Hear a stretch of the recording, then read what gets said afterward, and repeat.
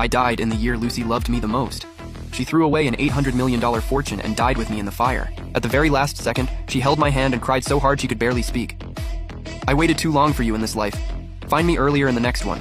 When I opened my eyes again, I was back 10 years in the past, back to the time when I hated her the most.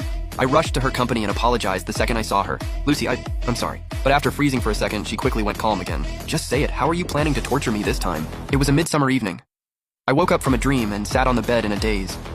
Just then, the butler's voice came from the living room. Sir, Madam just called. She said she won't be coming home tonight. I didn't answer. I just raised my hand and stared at the brand new wedding ring on my finger. I couldn't believe I had really gone back 10 years, and everything in my mind felt so real. When the explosion happened, Lucy was still saying to me, Tom, don't be scared. I waited too long for you in this life. In the next one, I'll find you much sooner. For a moment, I couldn't tell if it was a dream or reality. Thinking that, I pinched myself hard. A dull pain shot through my thigh, and I snapped awake. But after the shock faded, all that came next was pain and regret. In my last life, one man-made misunderstanding made me hate Lucy for years. During that time, her rivals did everything they could to crush her, while at home, all she got was my coldness. Lucy lost her parents young and had almost no family. She guarded a business empire alone for half her life. Later, when the misunderstanding was cleared up, we had a few months of happiness. We even had a child, but something happened before the baby was born. While my mind was spinning, the butler came in and interrupted me. Sir, the flowers have arrived. Are you ready to leave? What? The flowers are ready? Aren't you going to visit Miss Anna? The moment I heard Anna's name, I froze for a long time. She was my childhood friend and a very talented actress. But because of an accident, she suffered severe burns and had to stay in the hospital long term. In my previous life, on this exact day, I took a bouquet to the hospital to celebrate Anna's birthday. When I came out, I saw Lucy sitting in the car. Back then, I didn't want to explain anything. I didn't even want to see her. But Lucy noticed me first. She got out of the car, looking heartbroken. Today is my birthday.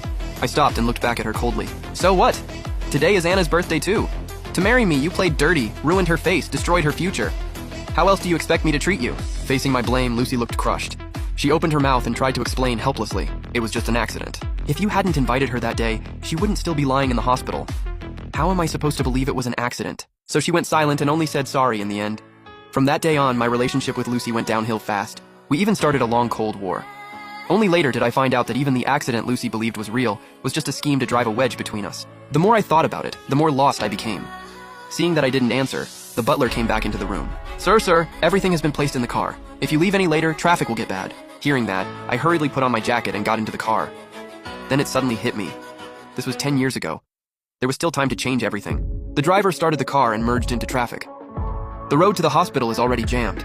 Should I call Miss Anna and ask her to wait? I looked at the changing traffic lights outside the window and immediately changed the plan. Not the hospital, take me to the company. Honestly, I barely remembered Lucy's company. When I was young, I hated her and never visited.